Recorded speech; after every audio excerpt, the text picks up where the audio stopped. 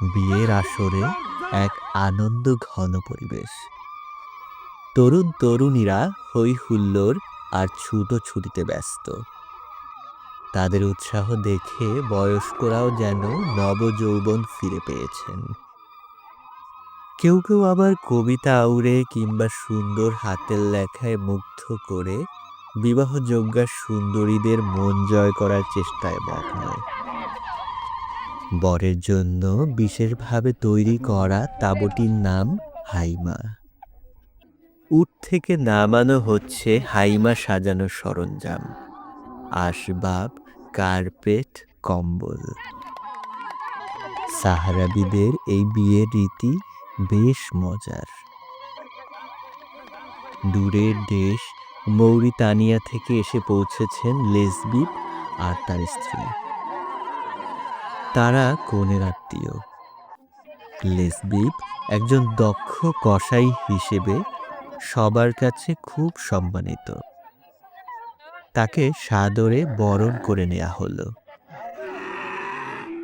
ভোর না হতেই শুরু হয়ে গেল উট জবাইয়ের পর্ব।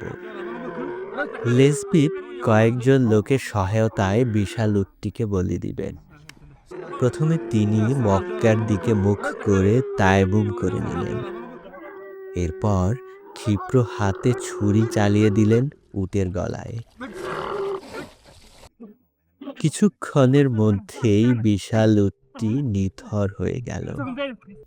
শুরু হলো চামড়া ছাড়ানোর কাজ।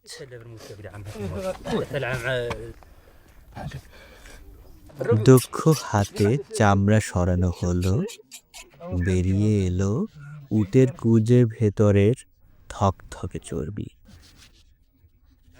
যাযাবরদের কাছে এই চর্বি অত্যন্ত মূল্যবান। তারা বিশ্বাস করে এই চর্বি খেলে শরীরে শক্তি আসে, মনে আসে স্ফূর্তি। তাই তারা খানিকটা চর্বি কেটে তৎক্ষণাৎ খেয়ে নেয়। উটের কাঁচা কলিজা যাযাবরদের কাছে অমৃত সম। তাদের বিশ্বাস কলিজা খেলে শরীর হয় শক্তিশালী। তাই জবাই করার পর প্রথমেই বের করা হয় কলিজা, আর তা খাওয়া হয় কাঁচা।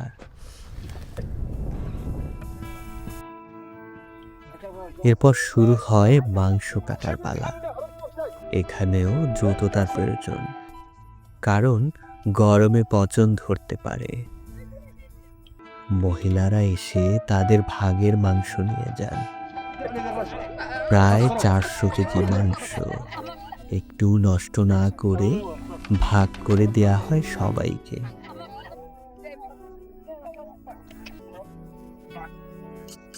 কিছু মাংস আবার শুকিয়ে পরে ব্যবহারের জন্য হাইমার রশিতে ঝুলিয়ে রাখা হয়। এদিকে অন্য তাঁবুতে চলছে বিয়ের মূল পর্ব, নেজার আল আকদ। কনে আর বরের বাবা মা আর তাদের সাক্ষীরা বসেছেন কাজের সামনে। কাজী এখানে ধর্মীয় নেতা। তিনি এই বিয়েতে আইনগত স্বীকৃতি দেবেন। তিনি চুক্তির শর্ত পড়ে শোনান। তারপর সবার সম্মতি জানতে চান।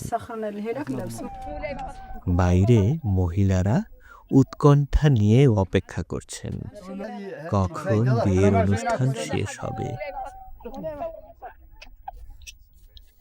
একসময় শুরু হয় যৌতুক আর অন্যান্য জিনিসপত্রের তালিকা তৈরির কাজ। তারপর কাজী কোরআনের আয়াত পাঠ করে বিয়ের আনুষ্ঠানিকতা শুরু করলেন।